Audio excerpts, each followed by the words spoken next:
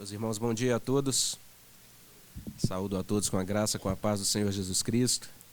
Quero dizer que para mim é sempre bom estar aqui.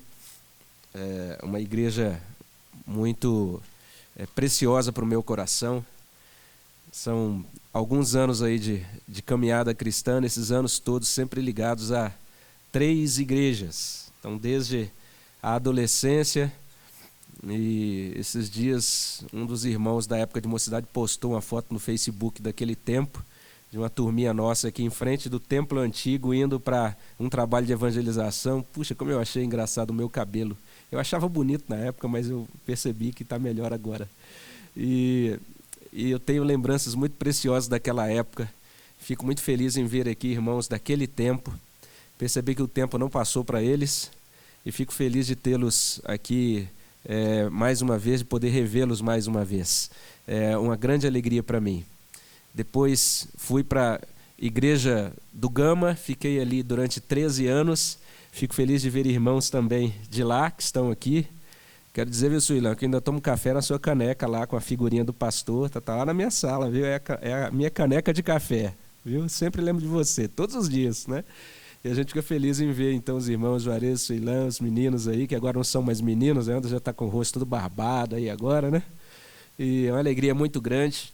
Agradeço ao reverendo Rosser pelo convite, reverendo. Obrigado aí pela gentileza.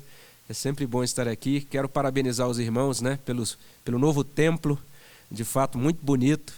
Fico feliz assim com essa coragem de vocês, né, de assumir essa iniciativa de derrubar o templo antigo, construir esse novo templo, que para a glória de Deus ficou muito bonito. A minha oração é que Deus continue abençoando o seu ministério, reverendo Rosser, do conselho atual, a vida dessa igreja como um todo, todos os líderes de departamento.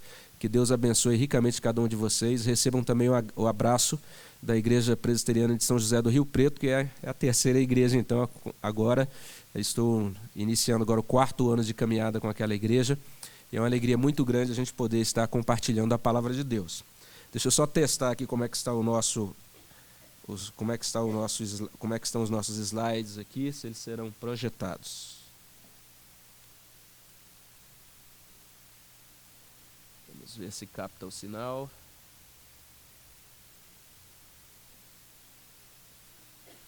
A regra básica de slides é onde houver 2 ou 3 projetores, aí haverá defeito.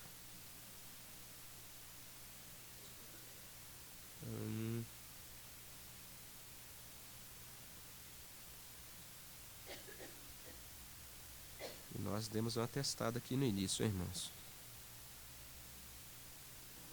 Pegou? Ótimo.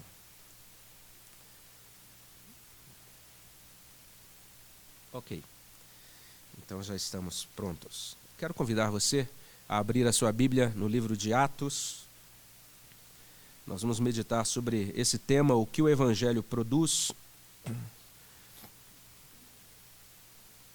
E nós faremos isso baseados em Atos capítulo 2, do verso 37 até 42. Convido você a olhar se tem alguém do seu lado, sem Bíblia, e oferecer a Bíblia para que possamos todos ler. É um texto bem conhecido, mas eu gostaria de convidá-los a ler novamente comigo. Você que já leu esse texto outras vezes, nós vamos ler juntos. Atos 2, 37 até o verso 42. E mesmo assentados reverentemente, nós vamos ler a palavra de Deus. Vamos ler juntos. Ouvindo eles estas coisas, compungiu-se-lhes o coração, e perguntaram a Pedro e aos demais apóstolos: que faremos, irmãos? Respondeu-lhes Pedro: arrependei-vos, e cada um de vós seja batizado, em nome de Jesus Cristo, para a remissão dos vossos pecados, e recebereis o dom do Espírito Santo. Pois para vós outros é a promessa, para vossos filhos, e para todos os que ainda estão longe, isto é, para quantos o Senhor nosso Deus chamar. Com muitas outras palavras deu testemunho e exortava-os dizendo: salvai-vos desta geração perversa. Então, os que lhe aceitaram a palavra foram batizados, havendo um acréscimo naquele dia de quase 3.000 pessoas. E perseveravam na doutrina dos apóstolos e na comunhão, no partir do pão e nas orações. Vamos orar mais uma vez. Te damos graças pela tua palavra que foi lida e pedimos, ó Espírito Santo, que o Senhor nos ilumine, abrindo o nosso entendimento e que também, de modo gracioso, o Senhor aplique essa palavra com poder nas nossas almas. Nós pedimos essas bênçãos, te agradecemos pelo teu povo reunido no nome de Jesus. Amém, Senhor. Meus irmãos, uma igreja deve ter misericórdia com um pastor que é naturalmente limitado e que especialmente está de férias. E eu sei que vocês são semanalmente supridos assim com rica alimentação pelo pastor de vocês. Eu vou trazer assim para vocês algo bastante simples hoje. E a minha oração é que Deus supra as nossas vidas, abençoe os nossos corações, à medida em que a gente olha para esse texto, o texto de Atos, capítulo 2, a partir desse verso 37. E antes da gente prosseguir, eu gostaria de apresentar aqui uma outra versãozinha. Na verdade, é uma paráfrase, não é uma tradução exata. É uma tentativa de atualizar o texto com fidelidade original, mas de forma bastante livre. E nesta versão, que é a versão de Peterson, ele diz assim: os que ouviam perguntaram a Pedro e aos apóstolos: irmãos, o que vamos fazer agora? E Pedro respondeu: mudem de vida, voltem-se para Deus e sejam batizados, cada um de vocês, no nome de Jesus Cristo, para que os seus pecados sejam perdoados. Recebam o dom do Espírito Santo. A promessa é para vocês e para os seus filhos, mas também para todos os que estão longe. Na verdade, aqueles a quem o Senhor Deus chamar. Ele aprofundou o assunto, insistindo com eles cada vez mais. Saiam enquanto podem, saiam desta cultura doente e vazia. Naquele dia, cerca de 3.000 pessoas foram convencidas por aquela palavra, batizadas e arroladas. Elas passaram a seguir o ensino dos apóstolos, a vida em comunidade, a refeição comunitária e a prática da oração. Quando nós lemos esta passagem, nós estamos diante de um momento singular da vida da igreja. Muitas vezes a gente lê esse capítulo 2 de Atos dos Apóstolos e a gente diz assim: eu gostaria que a igreja hoje vivesse a mesma experiência de Atos 2. Na verdade, nenhuma igreja ao longo dos séculos, desde aquele momento, passou por estas mesmas experiências, porque é um momento singular. Você nasceu uma vez, é um momento singular, isso não se repete de acordo com a nossa doutrina cristã. Nós estamos diante de um momento semelhante. É o nascimento da igreja nesses moldes neotestamentários. É claro que o povo de Deus, a igreja de Deus, já existia no Antigo Testamento, naquele período em que ela peregrinava por essa terra, baseada naquela revelação dada até então, baseada nas sombras, nos rituais, nas cerimônias do Antigo Testamento, nas promessas do Messias que viria. Mas agora é um momento novo, o Messias já veio, Jesus Cristo veio ao mundo, morreu, ressuscitou, foi elevado aos céus. Naquele dia de Pentecostes, o Espírito Santo foi derramado sobre a igreja. E a igreja, tal qual nós a conhecemos, ela nasce naquele momento. E percebamos que ela nasce, muita gente diz, a igreja nasce por obra no momento do derramamento do Espírito. Isso é verdade, mas a gente precisa qualificar isso dizendo isso, que ela nasce naquela ocasião do derramamento do Espírito, e um momento então em que o Espírito Santo, ele ilumina o coração, ele move o coração de Pedro a pregar um sermão. Pedro, ele responde àquela direção de Deus. Na verdade, algumas pessoas começaram a questionar o que estava havendo naquela reunião. Muitas pessoas estavam na cidade de Jerusalém naquela ocasião, pessoas de todas as nações, que falavam idiomas diferentes. E de repente o Espírito Santo desce sobre aquele grupo pequeno de discípulos, e eles começam a glorificar a Deus, falando em idiomas humanos que nunca haviam estudado antes. As pessoas passam próximas dali, ouvem aquele burburinho, aquele barulho que se levantou naquele lugar, e correm para ver o que está acontecendo. E alguns então, vendo aquele momento, aquela experiência dos cristãos, eles dizem, eles estão bêbados logo a esta hora da manhã. E Pedro se levanta e diz, não é isso que está acontecendo. o que está acontecendo é o cumprimento de uma promessa, de uma profecia de Joel. Ele cita a profecia de Joel 2 e em seguida ele prega uma mensagem. E aquela mensagem então ela cai sobre o coração daqueles ouvintes. E o que nós temos aqui diante de nós é isso: ouvindo eles estas coisas. O que eram estas coisas? Era a pregação do Evangelho. O que nós temos aqui, então, esse relato que nós lemos, é o relato de um povo, de uma multidão que ouviu uma pregação, ouviu uma mensagem naquela ocasião. E eles foram muito impactados com aquelas palavras sobre a morte, sobre a ressurreição, sobre a exaltação do Redentor. As mentes daquelas pessoas foram iluminadas e elas compreenderam então Jesus como Senhor e como Cristo. E o que eu gostaria de destacar nessa manhã é exatamente isso. Quando o Evangelho nos alcança com poder, o que é que acontece? Aquelas pessoas naquela ocasião foram alcançadas pelo Evangelho. Algumas coisas começaram a desdobrar-se, algumas coisas surgiram na vida delas. O que acontece quando, de fato, a graça de Deus chega até as nossas vidas? O que é produzido em nós? São verdades que, para aqueles que já estão na igreja há muito tempo, parecem óbvias, mas que precisam ser relembradas, porque mesmo aqueles que já têm grande tempo de caminhada no cristianismo, precisam relembrar o tempo todo essas velhas verdades, porque elas nos colocam de volta nos trilhos e nos colocam então naquela posição em que Deus deseja retomar a nossa vida no sentido de nos dirigir e nos trazer para uma nova comunhão com Ele. Aqueles que estão começando a frequentar uma igreja precisam compreender isso. O que é que o Evangelho produz? Não apenas compreender isso para que a gente tenha informação dentro da nossa cabeça, mas para que a gente possa sondar o nosso próprio coração, a gente possa olhar a nossa própria alma e dizer: Senhor, eu quero ver esses frutos na minha vida. Eu quero experimentar todas essas coisas que o Senhor produz na vida daqueles que o conhecem. Alguns bons frutos são produzidos na vida daquele que é alcançado pelo Evangelho.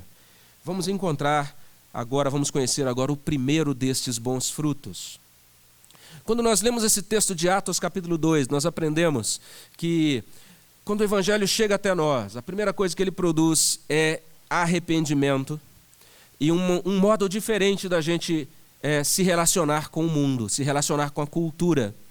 Isso a gente encontra no verso 37, ouvindo eles estas coisas, compungiu-se-lhes o coração e perguntaram a Pedro e perguntaram aos demais apóstolos: que faremos, irmãos? E no verso 38 responde-lhes Pedro: arrependei-vos. Lá no verso 40 a gente encontra assim: com muitas outras palavras deu testemunho e exortava-os dizendo: salvai-vos desta geração perversa. A primeira coisa que o Evangelho produz em nós, o primeiro bom fruto do Evangelho, é arrependimento. E isso é o que aconteceu com aquelas pessoas naquela ocasião. O Evangelho veio até elas com poder e produziu esse primeiro maravilhoso resultado chamado arrependimento. E o que nós olhamos nesse texto é literalmente isso: um povo que ouve uma mensagem e eles são inteiramente arrebatados por aquela mensagem. Nós vemos o ser humano sendo atingido assim como um todo nesta mensagem. Diz aí que compungiu-se-lhes o coração, as suas emoções foram tocadas naquela ocasião. Eles não foram simplesmente informados intelectualmente. Aquela palavra produziu alguma coisa na sua alma, no seu íntimo. E quando nós olhamos essa palavra que é traduzida aí por compungiu-se-lhes, literalmente o texto grego está dizendo isso. O coração deles foi cortado, foi como que cortado, atingido por uma lâmina afiada. É isso que acontece na vida da pessoa que é alcançada pelo Evangelho. Uma obra de Deus de dentro para fora. Não é a aceitação agora de um novo código de regras religiosas, nem apenas agora a vinculação à comunidade religiosa para cumprir padrões meramente externos, não é isso.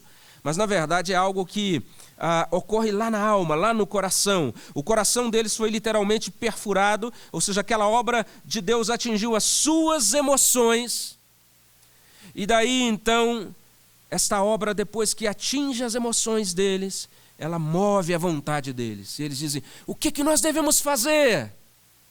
Isso é bem interessante. Essa resposta ao Evangelho, ela envolve sentir algo. E nós não precisamos ter vergonha de admitir isso, porque os presbiterianos têm uma certa reticência com essa questão das emoções. Então, se a gente percebe alguém pregando com fervor e enfatizando o aspecto emocional, a gente fala, esse indivíduo deve ser meio desequilibrado, deve ser pentecostal, neopentecostal. Nós, presbiterianos, não temos esse costume. As pessoas têm que falar sempre no mesmo tom, aquela forma calma, porque nós, muitas vezes, temos dificuldade em lidar com emoções. Mas o Evangelho é Deus atingindo a nossa vida como um todo, tratando de nossa vida como um todo, lidando conosco como pessoas inteiras. A palavra que Jesus Cristo traz lá no Sermão do Monte é esta: sede vós perfeitos, ou seja, teleios, inteiros, como perfeito ou inteiro é o vosso Pai Celeste. Então Deus nos alcança e toca as nossas emoções, os nossos afetos. Essa era a linguagem usada por nossos pais reformadores. A nossa vida afetiva, o modo como aquilo que a gente sente, aquilo que a gente passa a amar, aquilo que a gente passa a odiar, essas coisas mudam dentro de nós por causa do Evangelho. O Evangelho muda as nossas inclinações, a nossa vida mais profunda, interior, emocional, psicológica. Mas entendamos isso, o Evangelho não é só sentir, o Evangelho produz ação. Depois de serem tocados, de terem os corações cortados, perfurados, eles dizem, o que faremos? O que faremos? O Evangelho produz mudança, porque ele opera na nossa vontade agora. O Evangelho não tem a ver apenas com sentir algo, mas o Evangelho tem a ver com fazer algo. Então você está aí no seio da sua família, dizendo há muitos anos, olha, agora eu sou crente, eu sou evangélico, eu sou da igreja presbiteriana. E a sua família olha para você e pergunta assim, mas o que muda na sua vida? Que diferença isso faz na sua vida? Você continua sendo o mesmo indivíduo encrenqueiro dentro de casa que sempre foi. A sua linguagem não sofreu alteração, o seu modo de lidar com o próximo não mudou, não sofreu mudança. O que é isso? Como é que você diz que você crê em alguma coisa que é transformadora, mas a sua vontade, o seu modo de funcionar não é alterado a partir dessa crença? Um comentarista, ele destaca o seguinte, ele diz, dor e angústia se apoderou deles quando viram que tinham desprezado, que tinham maltratado, que tinham crucificado Jesus, a quem agora eles eram compelidos a reconhecer como Messias e Senhor. Eles pecaram gravemente contra Deus e seu ungido, incorreram em penalidade e culpa. Tudo isso tem a ver com o impacto nas emoções, o sentimento de culpa, a percepção do pecado, de que estavam andando fora dos padrões de Deus, que haviam feito e tinham encaminhado as suas vidas de maneira desagradável a Deus. Eles se sentiram literalmente esmagados por aquele peso da pregação que lhes atribuiu culpa pela crucificação do ungido de Deus. E então agora eles estão ali agoniados. Mas olha bem o que diz esse comentarista, o efeito, no entanto, não foi confinado às emoções. A luz que surgia sobre eles os levou a perguntar, o que devemos fazer? Essa é uma resposta ao Evangelho. O Evangelho começou a operar dentro da sua alma, do seu coração. Você começa a fazer essa pergunta, agora o que eu devo fazer? O que tem que mudar agora? O que eu devo encaminhar de novo agora? E termina esse servo de Deus dizendo isso. Isso significa que sua vontade também foi fortemente influenciada, de modo que eles agora estão desejosos de fazer tudo o que o seu dever e a vontade de Deus demandam. Então o que a gente está vendo aqui é um processo bem interessante que a nossa teologia chama de regeneração, de conversão. Deus está operando na alma daquelas pessoas, está dando a eles um coração novo, a capacidade agora de compreender a palavra que está sendo pregada, a capacidade agora de crer naquele evangelho que estava sendo pregado. Deus está concedendo a eles arrependimento em resposta àquele evangelho que está sendo ministrado. Tudo isso é essa grande obra, essa obra muito poderosa, sobrenatural, miraculosa de Deus dentro do coração humano. E percebam bem o que está acontecendo lá com aquelas pessoas à medida em que elas ouvem. Primeiro, a palavra vai sendo entendida, vai fazendo sentido para elas. É isso que acontece conosco. A gente ouve o evangelho dezenas de vezes. E a gente começa a ouvir, a gente desliga. Ou então a gente até se esforça para entender aquilo que ouve, mas a gente não consegue entender bem. É algo tão simples, mas aquilo parece tão ilógico para nós. Essa ideia da salvação pela graça mediante a fé somente é tão simples que parece loucura para nós.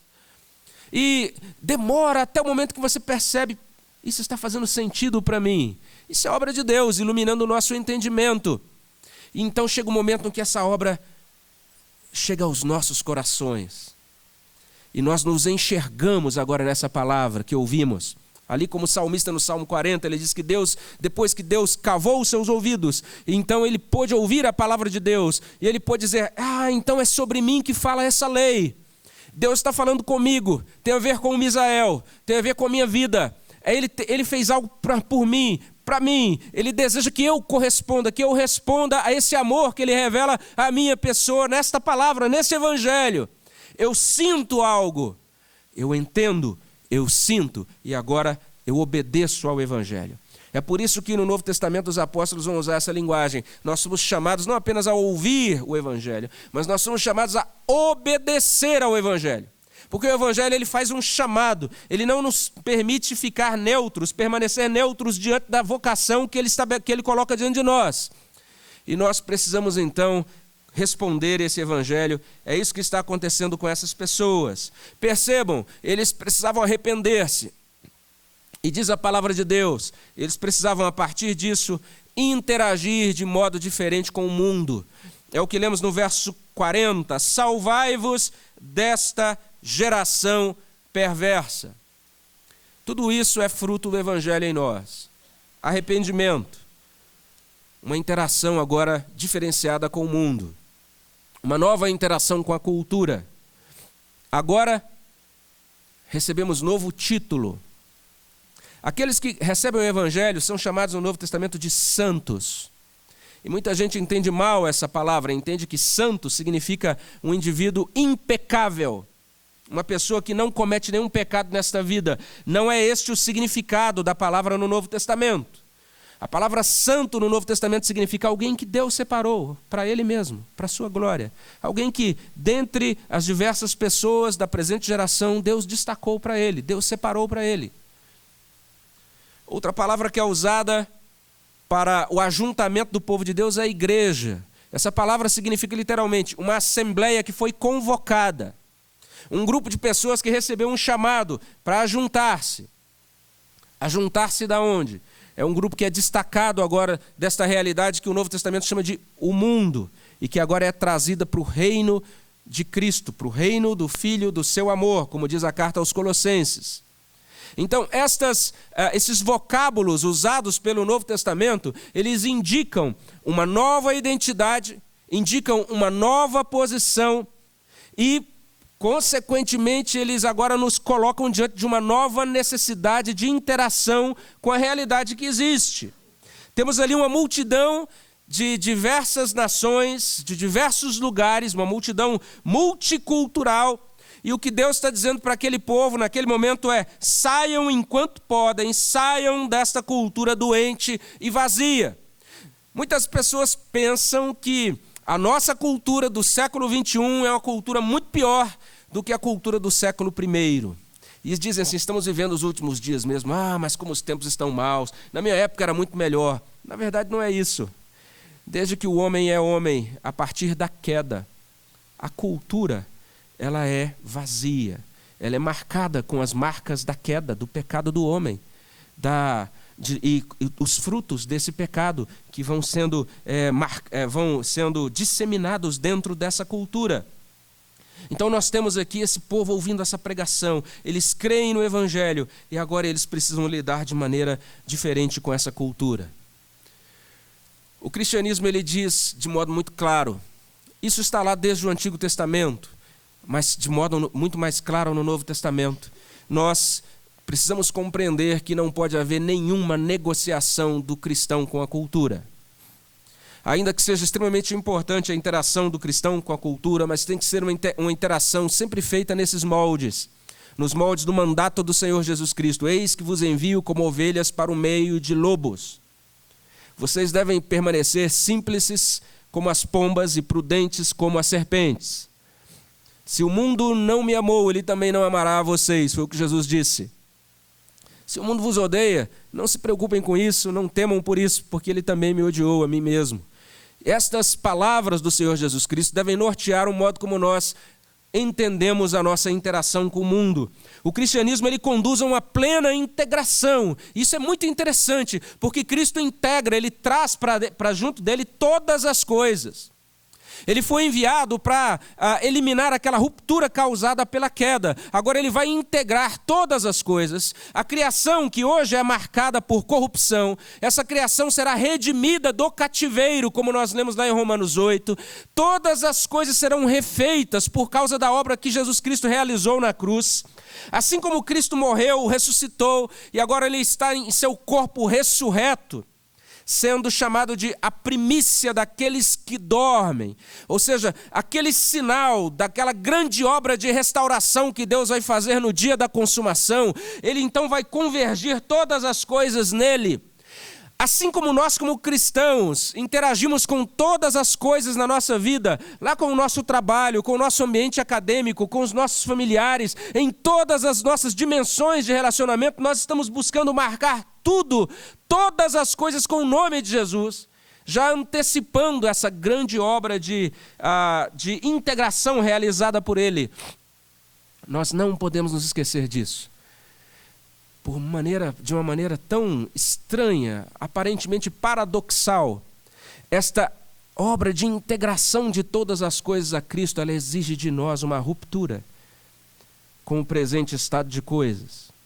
No sentido de entendermos isso, aquele que é de Cristo, ele agora não vive mais preso aos valores deste mundo. Aquelas coisas que o moviam antes, que o motivavam antes, elas não podem continuar ali, no centro de sua vida mais. Ele vai ter que fazer uma grande mudança nas suas prioridades, na sua agenda, naquilo que ele considera importante. Ele vai começar a dar valor àquelas coisas que Deus valoriza. A glória do próprio Deus, o amor ao próximo.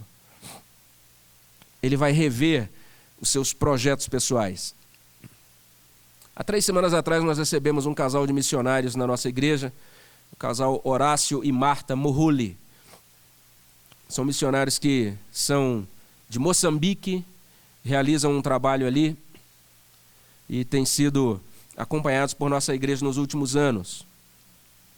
E eu me lembro da palavra inicial daquela irmã, uma palavra dura, mas assim que pegou o microfone em mãos, ela disse: olha, eu gostaria de dizer a vocês, brasileiros, irmãos muito amados que têm nos dado um bom suporte, mas vocês são muito ingratos. Vocês, e à medida que eu vou interagindo com vocês, eu vejo que vocês reclamam muito do Brasil. E deixa eu dizer para vocês, vocês deveriam glorificar muito a Deus pelo país em que vivem, pelas coisas que têm. E ela começa a contar algumas histórias que vão nos, de fato, mostrando que precisamos rever nossas prioridades. E ela diz isso, que lá eles cavam um poço artesiano numa aldeia, colocam uma placa: esse poço aqui foi concedido pelos cristãos. E aí então as pessoas começam a procurá-los e dizendo: olha, eu quero crer nesse Deus, o Deus que nos trouxe água. Eu cheguei no apartamento da Carol meio ali comigo: pai, apartamento tão pequenininho, não tem nem isso. Falei: minha filha, lá em Moçambique também não tem, né? E agora toda vez que eu sinto que eu vejo alguma coisa que eu dei vontade de reclamar, eu começo a pensar em Moçambique e nas necessidades dos irmãos de lá, que não tem nada. E um missionário foi visitar uma das igrejas daquela missão e chegou lá e encontrou uma senhora. Falou: que bom a senhora aqui, é um prazer conhecê-la. Ela: pois é. A senhora é casada? Sou. E seu marido onde está? Não, esse final de semana é o final de semana dele ficar em casa, porque a gente só tem uma muda de roupa. Então esse final de semana eu venho vestido com essa muda. Na semana que vem então eu passo essa roupinha para ele, aí é o dia dele vir à igreja. Meus irmãos, o evangelho muda as nossas prioridades. E nós gastamos a nossa vida correndo atrás de dinheiro. ou de posição, ou de titulação, ou do novo concurso, porque já passamos em 8, mas esse 9º agora parece que é aquele que nos satisfará de fato.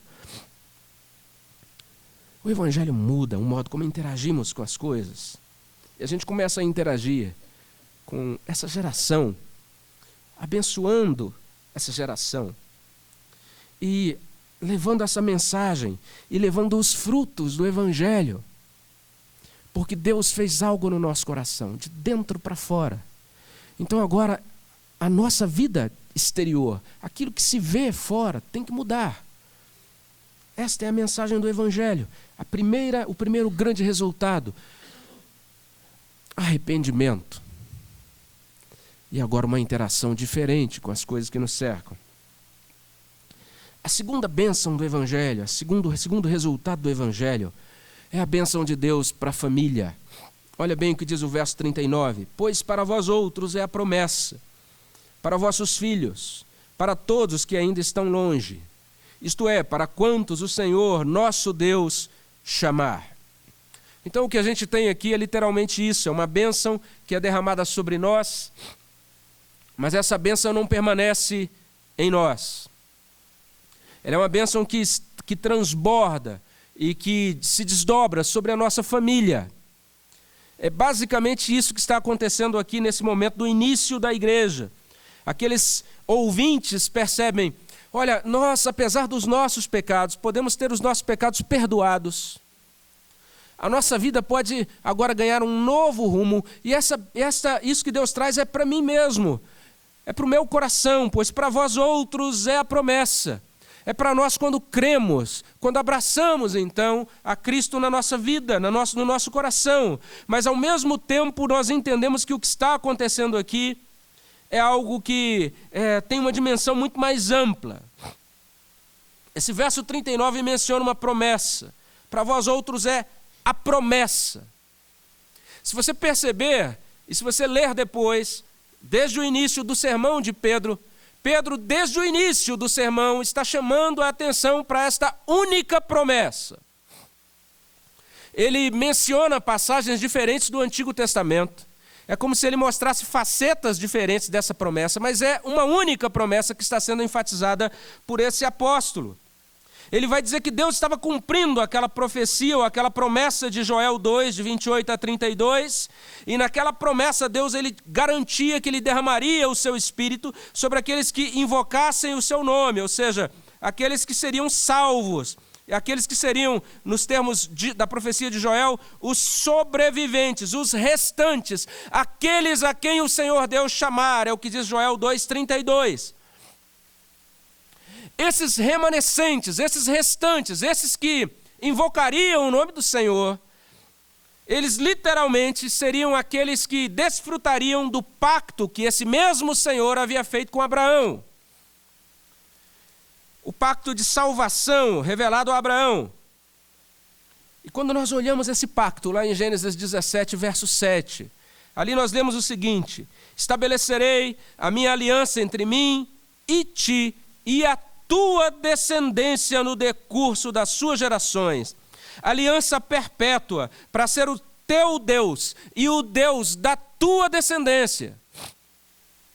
Não é apenas uma promessa individual. O cristianismo não é uma religião individualista. Ainda que a salvação seja individual, o cristianismo tem algo a dizer para as nossas famílias.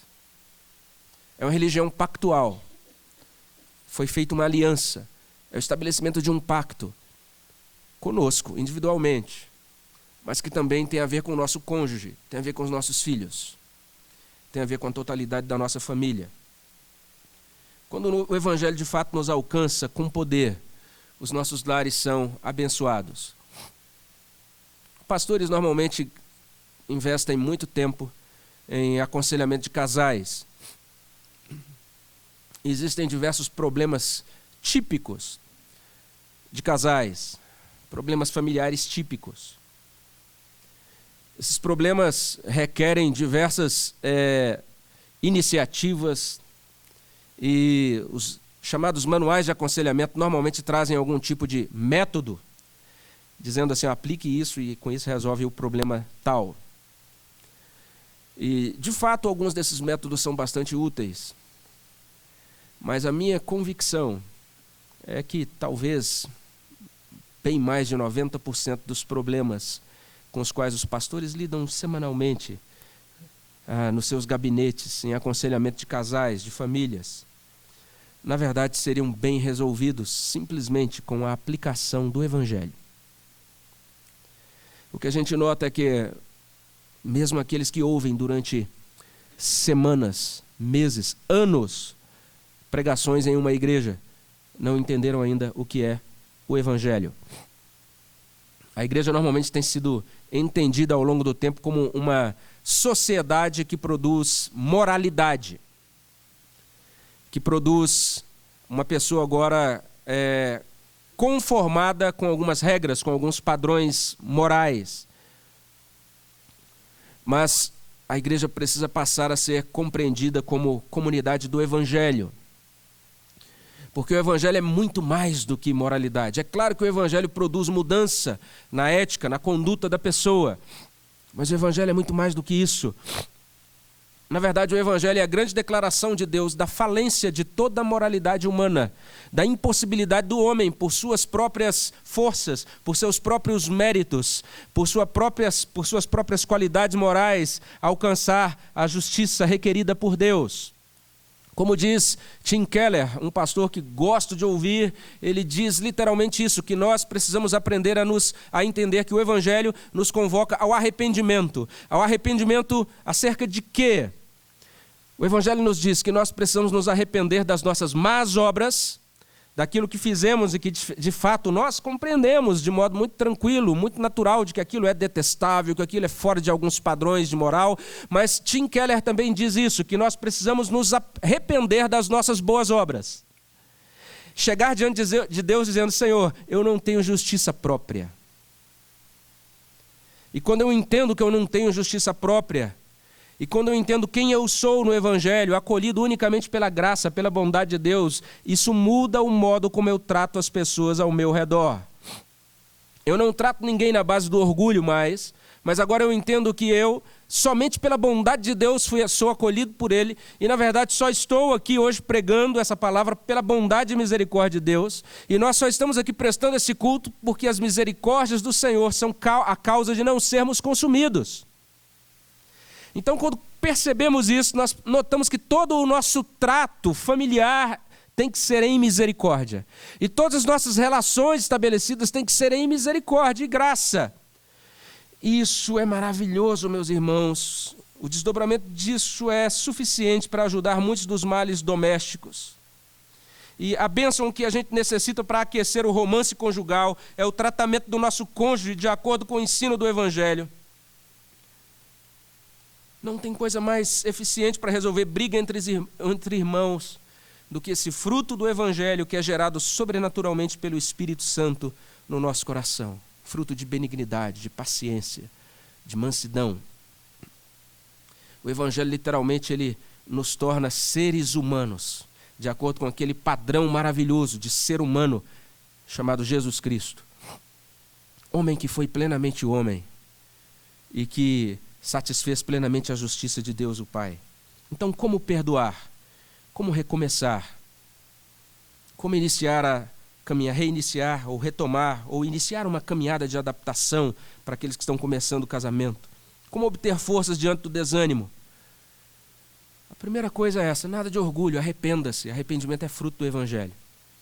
Olha bem aí o desdobramento disso para as nossas famílias. Depois, não siga os conselhos da cultura vazia. Não caia na bobeira de lidar com as questões da sua família com base nesta perspectiva da cultura que nos cerca. É necessário nos santificarmos. Dizemos: Senhor, eu quero agora ouvir aquilo que o Senhor diz com relação a este assunto. Eu quero responder a essa questão, atender a esta demanda de acordo com aquilo que o Senhor traz para o meu coração.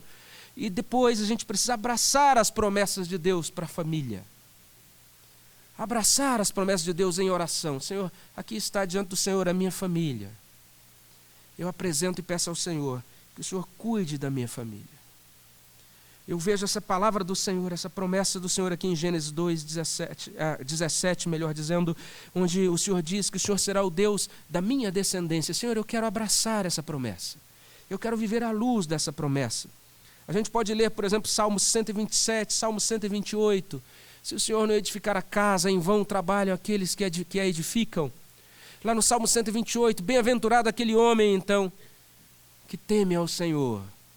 E agora, então, a sua esposa, seus filhos, todos eles são guardados pela graça, pela bênção do Senhor. A gente pode encontrar e ir cavando na palavra de Deus, lá em Mateus 5, do verso 1 até 7:29, lá no Sermão do Monte, dizer, Senhor, eu quero viver esses valores do Sermão do Monte dentro da minha casa, para lidar com aquelas questões mais duras que eu tenho que lidar com os meus familiares, e lá no meu ambiente de trabalho, em todos os lugares onde eu estou. A gente pode meditar na obra de Cristo que nos reconcilia com Deus e uns com os outros, como diz Efésios 2, de 13 a 18. A gente pode absorver os princípios da palavra de Deus. Em suma, Deus está dizendo, firme-se no Evangelho, porque o Evangelho produz esse bom fruto de arrependimento, de interação diferente com a cultura e bênção para as nossas famílias. E em último lugar, o Evangelho produz conexão com a família da fé. E é o que a gente lê no verso 37 em diante, no verso 37 falando sobre aquilo que ocorreu no coração daqueles ouvintes. Desculpem. E aí eles dizem então a Pedro, que faremos, irmãos? E responde-lhes Pedro, arrependei-vos e cada um de vós seja batizado em nome de Jesus Cristo para a remissão dos vossos pecados e recebereis o dom do Espírito Santo. E o verso 41 traz, então os que lhe aceitaram a palavra foram batizados, havendo um acréscimo naquele dia de quase 3.000 pessoas. E quando a gente lê o verso seguinte, diz assim, perseverava na doutrina dos apóstolos, na comunhão, no partir do pão e nas orações. Atos é um livro bem interessante, ele vai dizer isso, Deus operando em nós de tal maneira, intimamente, de dentro para fora, arrependimento, isso agora produzindo em nós uma interação diferente com a cultura que nos cerca, com o mundo no qual estamos inseridos, trazendo uma bênção para a nossa família, uma bênção já no momento da conversão, mas que vai sendo, de certa maneira, desdobrada ao longo da nossa vida em família. E Atos também vai nos chamar a atenção para esse fato, de que esta bênção recebida individualmente, agora ela é compartilhada coletivamente. A bênção que nos alcança, ela agora produz um vínculo visível com a igreja. Olha bem como o texto está falando de coisas muito pessoais. É aquilo que os antigos chamavam de graça invisível operando no coração. Remissão dos pecados. Isso é invisível. Ninguém consegue enxergar isso.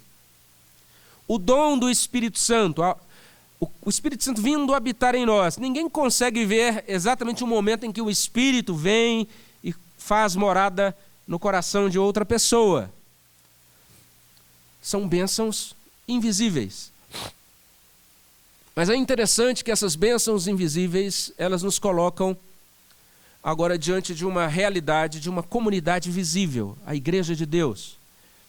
E diz que aqueles que ouviram a palavra disseram a Pedro que desejavam responder a ela, e Pedro diz a eles que eles devem responder a essa palavra, arrependendo-se e recebendo o batismo. O batismo é um sacramento. O sacramento é uma graça, é um sinal visível de uma graça invisível. Era a maneira de eles demonstrarem visivelmente aquilo que haviam recebido no coração. Então é muito interessante que o cristianismo não é apenas não é uma religião intimista, individualista, é uma religião também de coletividade, de vida em comunhão, de vida comum. É isso que está sendo mostrado nesses primeiros capítulos aqui do livro de Atos. E é isso que a gente, de certa maneira, repete no terceiro bloco do credo apostólico. No primeiro a gente fala as nossas crenças acerca do Pai, de Deus Pai Todo-Poderoso, o Criador do céu e da terra.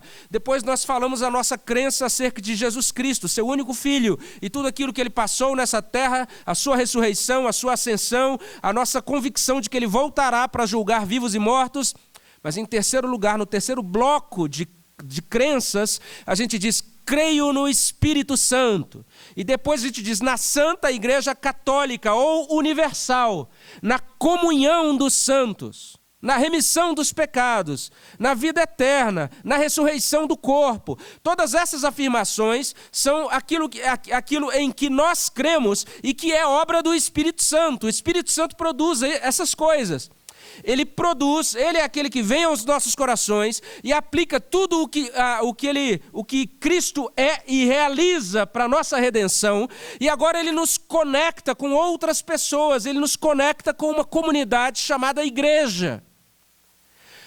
Comunidade que exige a nossa fé, assim como nós cremos em Deus Pai, Deus Filho. Eu preciso todos os dias de manhã me lembrar disso, que a comunidade para a qual eu vou no domingo, ela é obra do Espírito. Ela foi criada pelo Espírito. E você vai perguntar, pastor, até o irmão Epaminondas, mas o senhor não conhece aquele irmão? Aquele irmão é difícil demais, pastor. Até ele. Esse ajuntamento da comunidade de fé, esse ajuntamento dos filhos de Deus, isso é obra do Espírito. Às vezes, essa igreja na sua caminhada histórica, ela pode ser bastante imperfeita. Ela pode não atender às nossas expectativas de uma comunidade ISO 9002, sei lá se tem essa nomenclatura mais. Pode ser que a gente perceba, existe tanta imperfeição lá, as coisas não são tão perfeitas, aquelas pessoas às vezes demonstram um comportamento tão fora dos padrões do Evangelho. E a gente vai perceber que essa comunidade de gente imperfeita, como eu sou imperfeito, ela foi produzida pelo Espírito Santo. Tudo decorre da obra redentora, a eleição do Pai, a redenção operada pelo Filho, que é trazida aos nossos corações pelo poder do Espírito Santo de Deus. Esse Espírito que nos chama de modo eficaz. Esse é o fundamento da igreja. E nós assumimos, então, esse vínculo com esta comunidade publicamente. Aqueles ouvintes receberam a palavra de Deus e tiveram a oportunidade naquela ocasião de professar que criam naquela palavra e de receber naquela ocasião o batismo como uma evidência visível da sua crença naquela palavra. Então, assumir publicamente que somos dele, assumir que somos dele sendo da igreja. Ainda que a nossa cultura tenha dificuldades em acolher a ideia de assumir a Cristo, mas parece-me que nossa cultura tem uma dificuldade muito maior quando a gente diz assumir a Cristo sendo da igreja. Isso tem sido tão grave que em algumas das nossas igrejas locais, alguns pastores, com boa intenção, mas penso eu, irrefletidamente, têm retirado a palavra igreja da placa e têm colocado outras palavras lá. Porque acham que a palavra igreja está desgastada por causa dos desmandos, das manipulações, do péssimo testemunho da mídia, daqueles que nos representam na mídia, do constrangimento causado quando você diz, eu sou evangélico, mas igual aquele lá. E tudo isso, então, tem feito com que, de certa maneira, a gente, ao longo do tempo, tenha tido cada vez mais constrangimento em dizer, eu pertenço à igreja. Tem surgido um movimento chamado Igreja Emergente, que é exatamente um movimento de gente jovem que tem buscado viver um cristianismo de maneira autêntica, mas às vezes nesse intuito de reescrever, redesenhar a igreja, de refazer a igreja, como eles mesmos dizem, eles têm jogado o bebê juntamente com a água suja e com a fralda, tudo juntos, e têm agora deixado de lado os padrões assim claros da palavra de Deus, a ortodoxia, mas são reações a um momento muito constrangedor pela qual a igreja histórica passa na face da terra.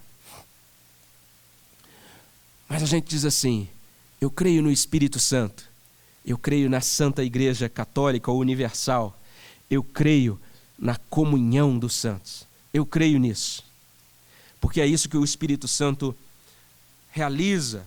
ele produz essa inclusão verificável. Isso faz com que eu me torne não apenas um ouvinte ou um frequentador, mas eu me torne um membro. Eu quero ser contado entre os que pertencem ao seu povo. E olha bem o que diz esse verso 41, havendo um acréscimo. Pode ser feita uma contabilização. E pode ser visto isso, olha, agora a nossa lista de membros aqui cresceu de tanto para tanto. Porque pessoas efetivamente, historicamente, visivelmente, se conectaram a esse corpo, a esse grupo de seguidores de Jesus Cristo.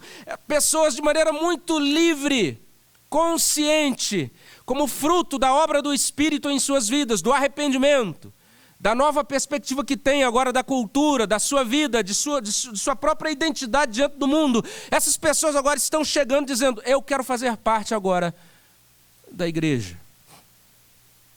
Eu quero estar presente e viver a comunhão com esse grupo de pessoas imperfeitas aí, esse grupo chamado igreja.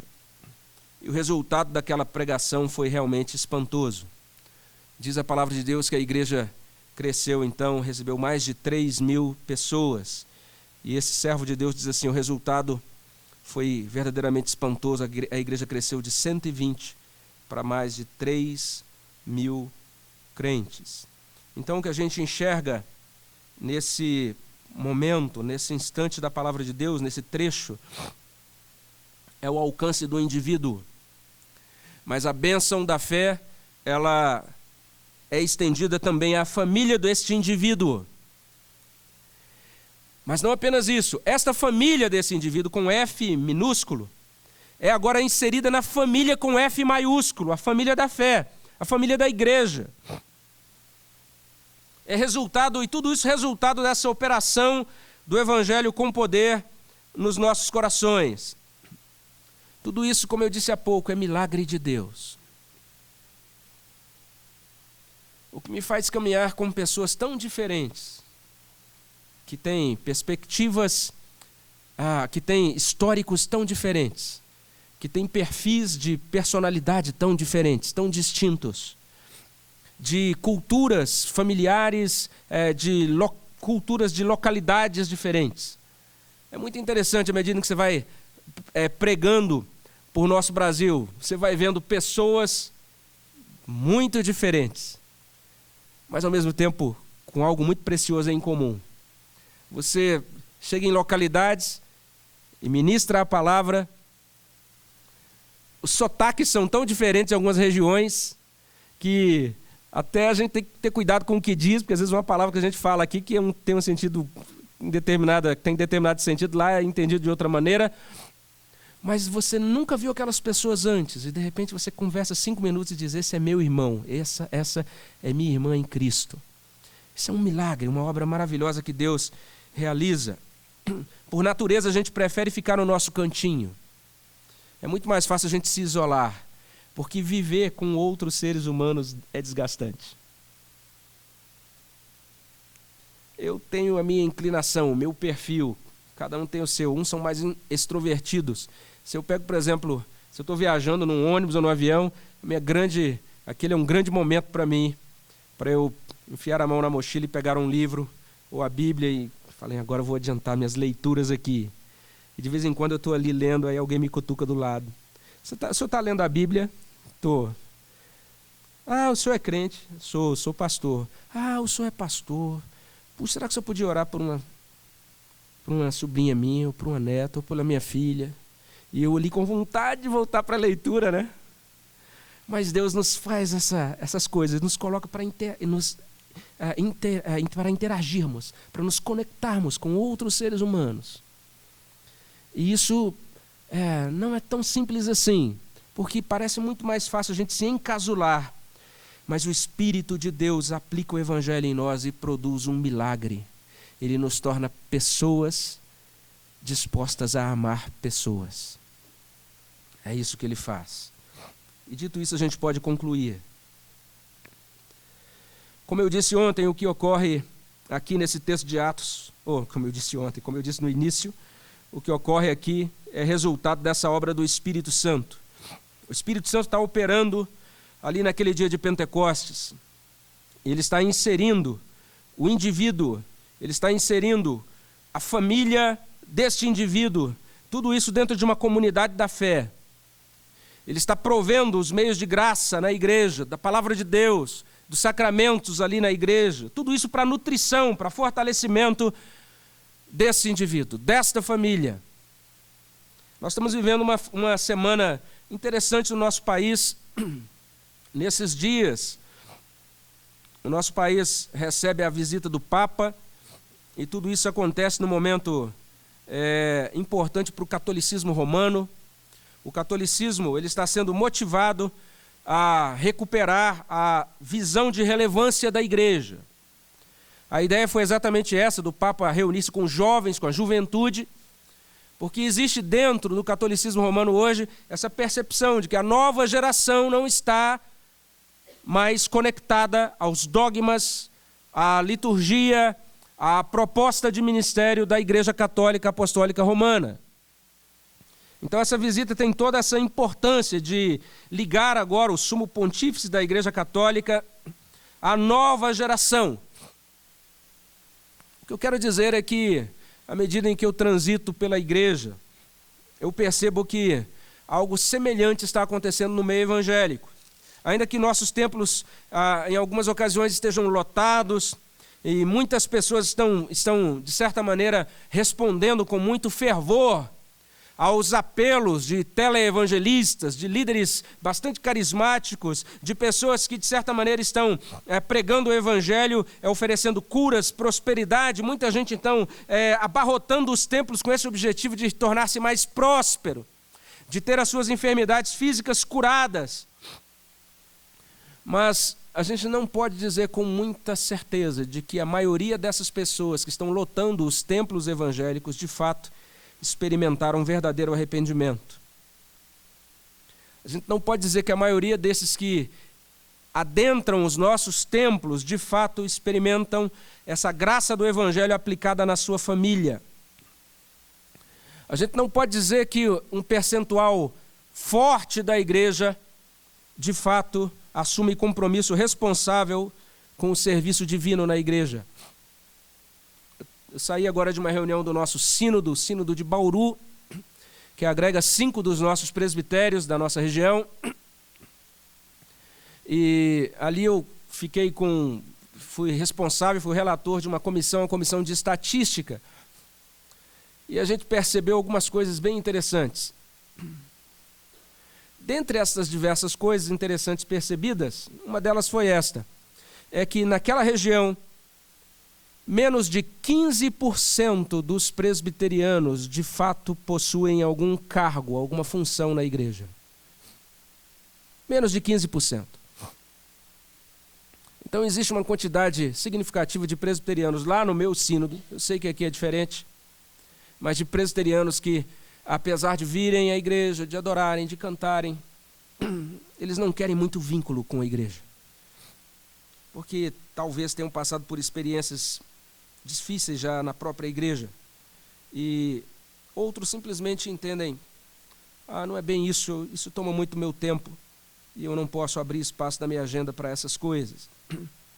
Então nós precisamos repensar como é que nós enxergamos a igreja. A igreja, de acordo com Atos capítulo 2, ela é bela. E ela é bela não é porque ela é formada de seres humanos impecáveis, não é isso. Ela é bela porque ela é gerada pela palavra de Deus. O Espírito Santo veio, Pedro pregou, a igreja nasceu. Na criação, Deus falou e criou, é o que a gente vê lá em Gênesis 1. Nesse momento de criação agora da igreja, Deus também está falando e está criando novas coisas. E tudo o que Deus cria foi e é belo. É isso que Ele cria. Ele está trabalhando nesse corpo, na sua noiva, e vai haver aquele dia, diz a palavra de Deus, em que ela será apresentada diante dele, belíssima, sem ruga, nem mácula, o sonho de todas as mulheres. Perfeita diante dele. Porque esse é o propósito dele para com essa igreja. Essa igreja é bela por causa do Deus que a cria. Ela é bela porque provém da palavra de Deus que vivifica e santifica. A igreja, então, meus irmãos, ela precisa ser entendida literalmente como um ponto de encontro entre o céu e a terra. É isso que essa reunião simples aqui, nesta manhã, é. Se você tem visto essa reunião aqui de maneira diferente, você precisa entender o que é isso. Ah, não, eu vou lá para aquele negócio, só uma rotina, tem que bater o ponto religioso semanal. Vou lá rapidinho, porque à tarde tem o futebol e eu já não preciso nem, já emendo o futebol com outra coisa, mas pelo menos já fui na igreja. Quem pensa assim não entendeu a preciosidade da igreja. É Deus Todo-Poderoso e Santo, por meio de Jesus Cristo, no poder do Espírito Santo, comunicando vida, comunicando perdão, comunicando transformação na vida de rebeldes e miseráveis pecadores. Gente estranha, gente esquisita de dar dó, doentes que precisam de médico, como eu, como você. E Deus olha para nós, e ao invés de nos pulverizar, Ele decide nos amar e nos convida a um recomeço. Ele se torna nosso Pai e nos ajuda a sermos melhores pais e mães. Cristo se torna o nosso irmão mais velho e nos ajuda a sermos melhores irmãos e irmãs. O Espírito Santo se torna o nosso consolador e Ele nos muda de dentro para fora de tal maneira que agora nós deixamos de ser murmuradores e nos tornamos consoladores de outras pessoas. Esse negócio é um milagre, irmãos. Esse é o bom fruto do Evangelho. Uma vida agora que deixa de ser autocentrada e passa agora a ser centrada